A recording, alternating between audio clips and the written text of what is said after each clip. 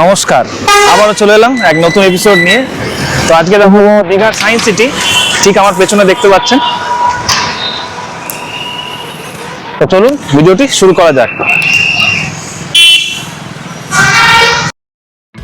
তো science city প্রবেশ করার আগে আপনাদের এখানে টিকিট কেটে নিতে হবে। 40 টাকা দিয়ে শুরু হয় টিকিটের প্রাইস।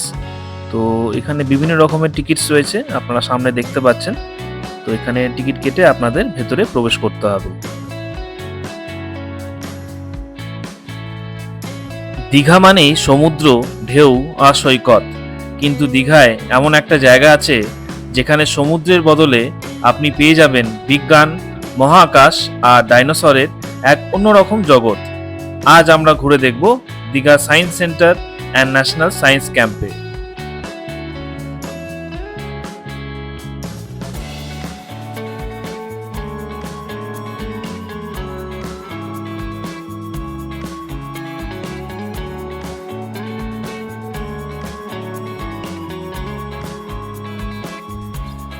সায়েন্স সেন্টারে ঢুকতেই চারপাশে চোখে পড়বে নানা ধরনের ইন্টারেস্টিং সায়েন্টিফিক এক্সিবিটস। এখানে বিজ্ঞানের কঠিন বিষয়গুলোকে এমনভাবে দেখানো হয়েছে যাতে ছোট থেকে বড় সবার কাছেই বিষয়গুলো হয়ে ওঠে মজার এবং সহজ।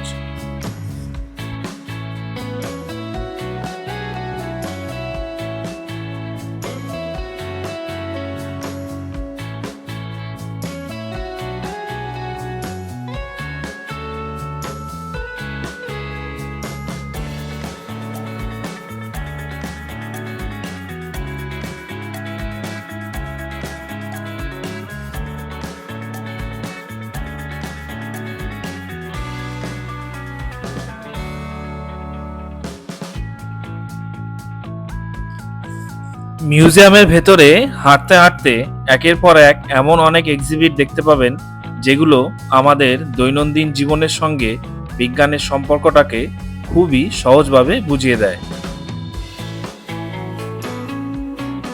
ফিজিক্সের বিভিন্ন প্রিন্সিপাল, আলো, শব্দ, মোশন, ফোর্স এবং বিভিন্ন সায়েন্টিফিক ফেনোমেনন সবকিছুই এখানে ইন্টারেস্টিংভাবে উপস্থাপন করা হয়েছে।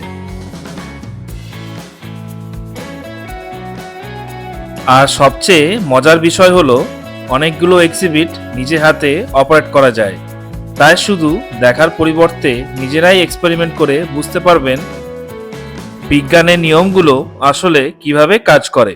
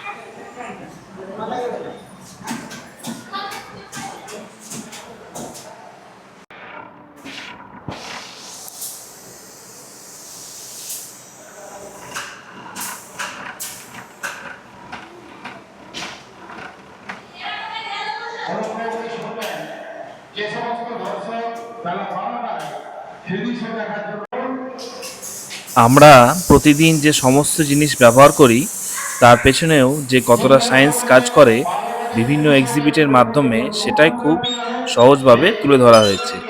কোনো কোনো মডেল দেখে হয়তো প্রথমে মনে হবে এটা শুধুই একটা গেম বা ইন্টারেস্টিং অ্যাক্টিভিটি, কিন্তু একটু ভালো করে দেখলেই বোঝা যাবে এর পেছনে রয়েছে একটি সায়েন্টিফিক কনসেপ্ট। যেমন সামনে দেখতে পাচ্ছেন, এটি বার্নৌলিস থিওরেম, আমরা সবাই পড়েছি। এটা ডিপিক্ট করে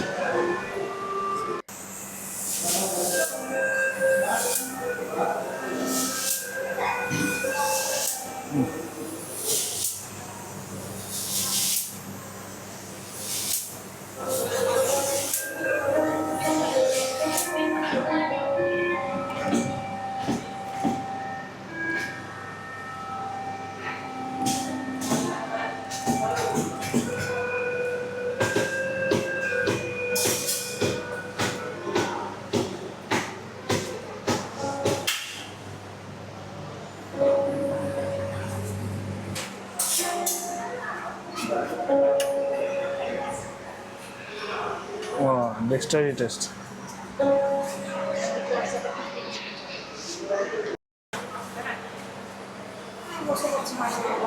না,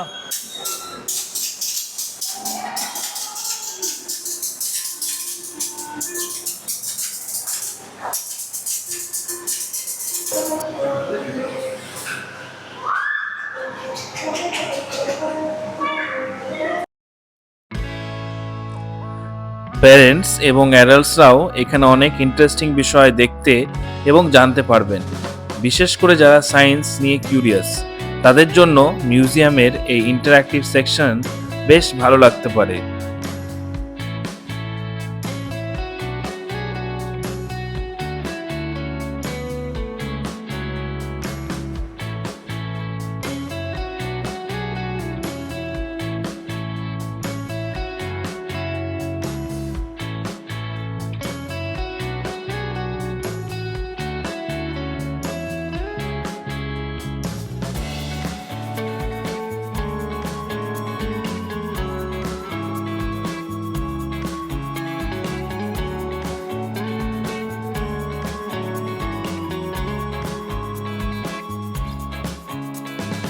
এবার আমরা চলে এলাম রিফ্লেকশনস সেকশনে।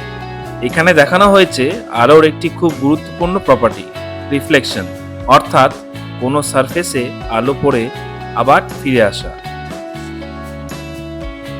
আমরা প্রতিদিনই রিফ্লেকশন দেখতে পাই, আয়নায় নিজের মুখ দেখা থেকে শুরু করে জলের উপর কোনো অবজেক্টের প্রতিবিম্ব দেখা পর্যন্ত।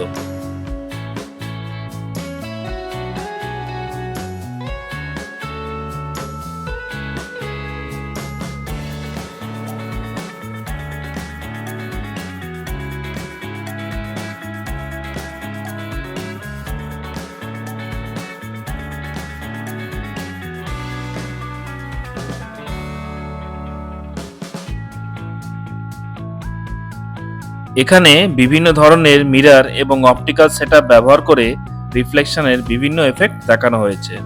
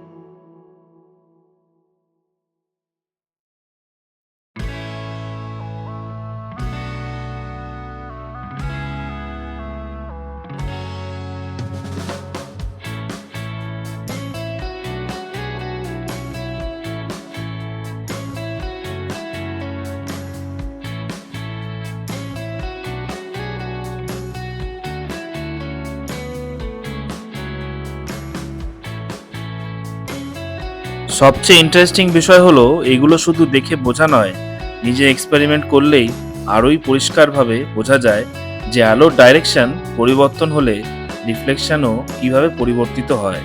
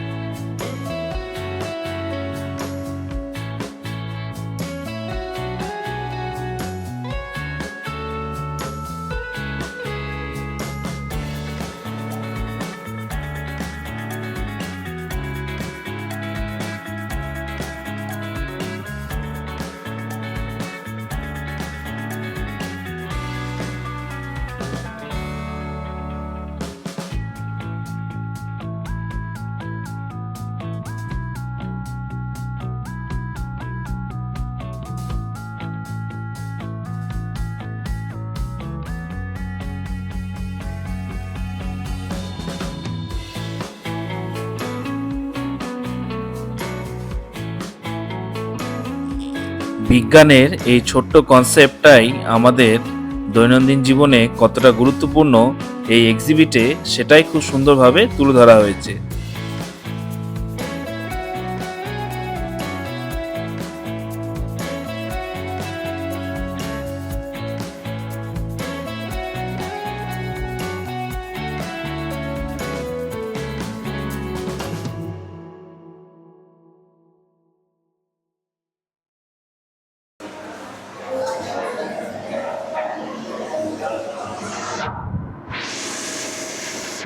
এবার আমরা ঢুকে পড়লাম লাইফ সায়েন্স গ্যালারিতে।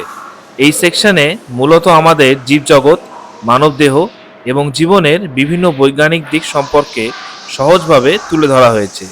মানুষের শরীর কিভাবে কাজ করে, আমাদের বিভিন্ন অঙ্গ প্রত্যঙ্গের ভূমিকা কী এবং জীবজগতের মধ্যে কিভাবে বিভিন্ন বায়োলজিক্যাল প্রসেস ঘটে সেগুলো এখানে বিভিন্ন মডেল, ডিসপ্লে এবং ইন্টারঅ্যাক্টিভ এক্সিবিটসের মাধ্যমে বোঝানো হয়েছে।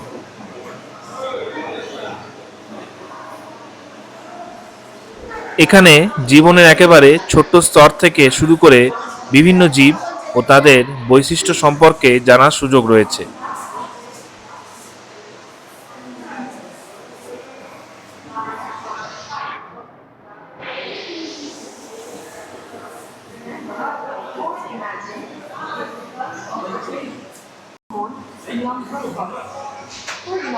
বিশেষ করে হিউম্যান বডির সম্পর্কিত মডেলসগুলো বেশ ইন্টারেস্টিং। এগুলোর মাধ্যমে শরীরের ভিতরে বিভিন্ন স্ট্রাকচার এবং তাদের ফাংশন সম্পর্কে ভিজুয়াল ধারণা পাওয়া যায়।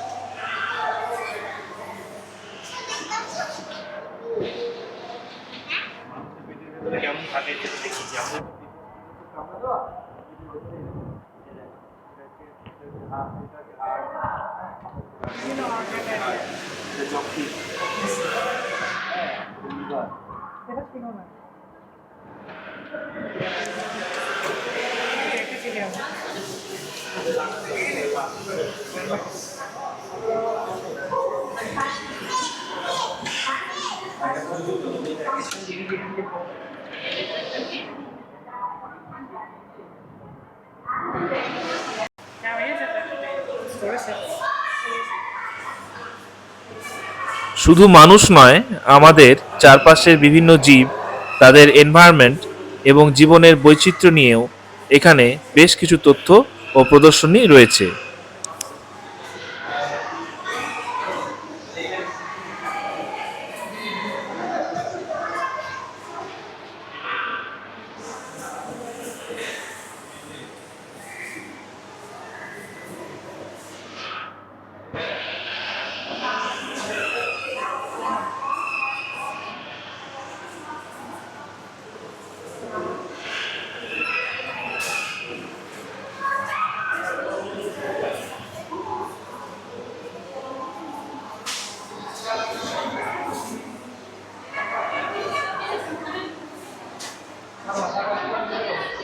লাইফ সায়েন্স গ্যালারির সবচেয়ে ভালো দিক হলো বিষয়গুলোকে শুধু বইয়ের থিওরি হিসেবে না দেখিয়ে চোখের সামনে মডেল এবং ভিজুয়াল রিপ্রেজেন্টেশনের মাধ্যমে বোঝানো হয়েছে। তাই সায়েন্সের ছাত্রছাত্রীদের পাশাপাশি সাধারণ দর্শক এবং বাচ্চাদের কাছেও এই সেকশনটি বেশ এডুকেশনাল এবং ইন্টারেস্টিং।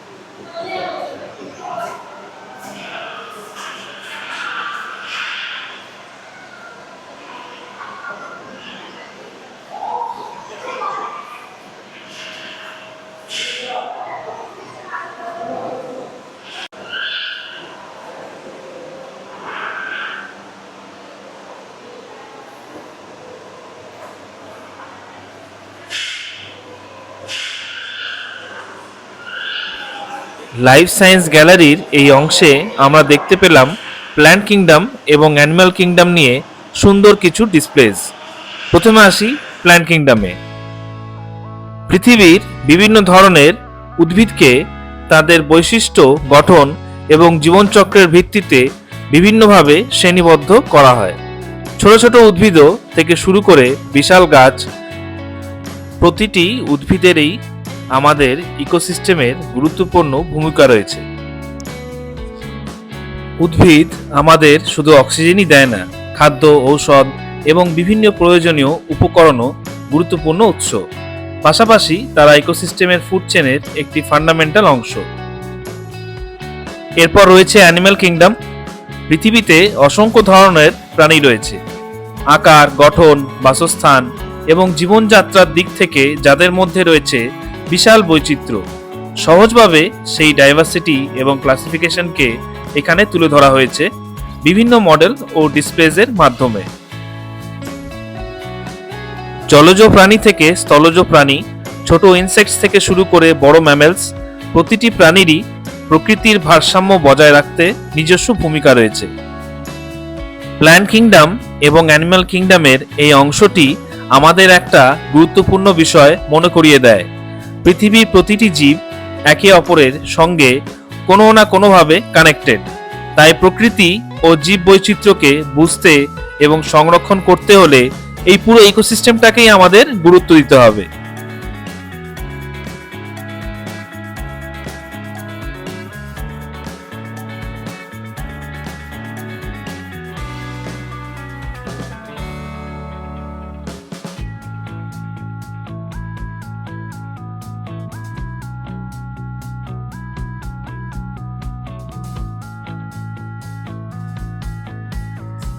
মিউজিয়ামের ভিতরের বিভিন্ন ইন্টারেস্টিং এক্সিবিটস দেখার পর এবার আমরা চলে এলাম সায়েন্স সেন্টারের বাইরের গার্ডেনে। চারপাশে সবুজ ঘেরা এই জায়গাটায় রয়েছে বেশ কিছু ওপেন এয়ার সায়েন্টিফিক এক্সিবিটস এবং ইন্টারঅ্যাক্টিভ মডেলস।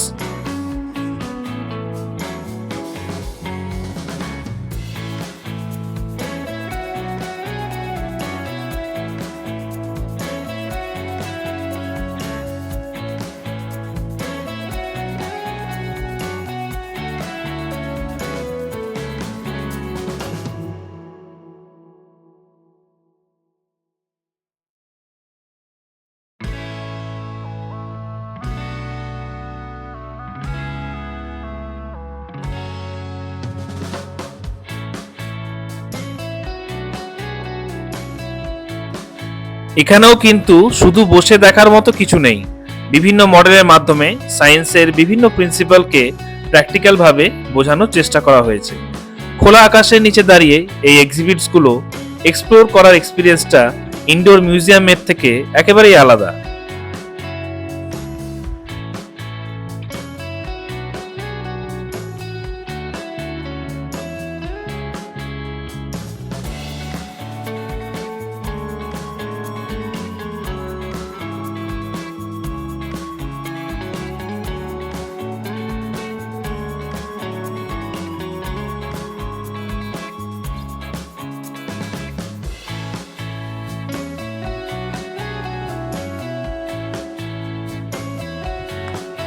বিশেষ করে বাচ্চাদের জন্য এই আউটডোর সায়েন্স গার্ডেন বেশ এক্সাইটিং।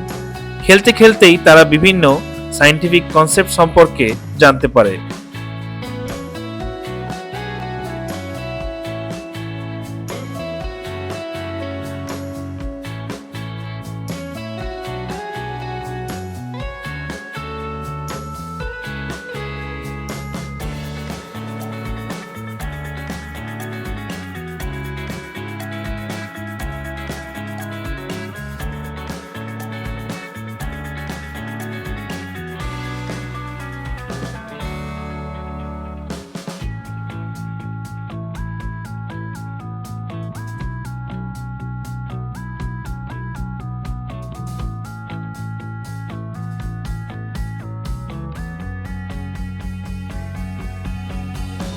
চারপাশের সবুজ পরিবেশের কারণে পুরো জায়গাটাই বেশ শান্ত এবং প্লেজেন্ট লাগে।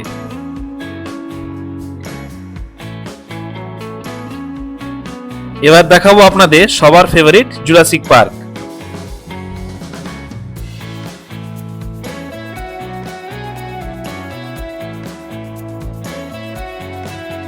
আজ থেকে কোটি কোটি বছর আগে পৃথিবীতে ঘুরে বেড়ানোর বিশালকায় ডাইনোসরদের এখানে একেবারে সামনে থেকে দেখার মতো এক্সপিরিয়েন্স পাওয়া যায়। বিশেষ করে বাচ্চাদের কাছে এই জায়গাটা নিঃসন্দেহে বেশ এক্সাইটিং।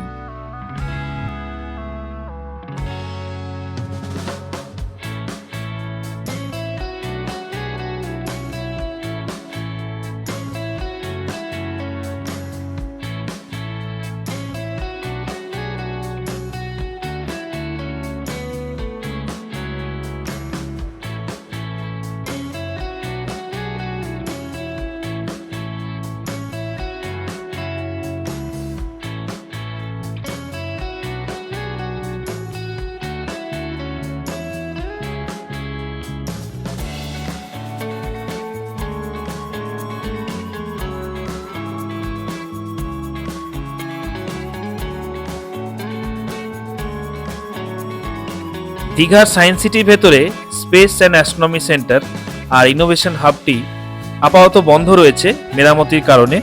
তো আমরা খুবই দুঃখিত আমাদের এই ভিডিওতে আপনাদের এই জিনিসটি দেখাতে পারলাম না।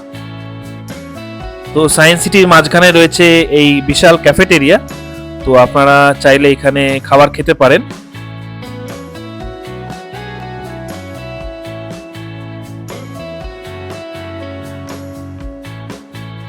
আশা করছি ভিডিওটা আপনাদের ভালো লেগেছে। যদি ভালো লেগে থাকে তাহলে লাইক এন্ড সাবস্ক্রাইব করতে ভুলবেন না। ধন্যবাদ। আবারও আমরা ফিরে আসবো এক নতুন এপিসোড নিয়ে।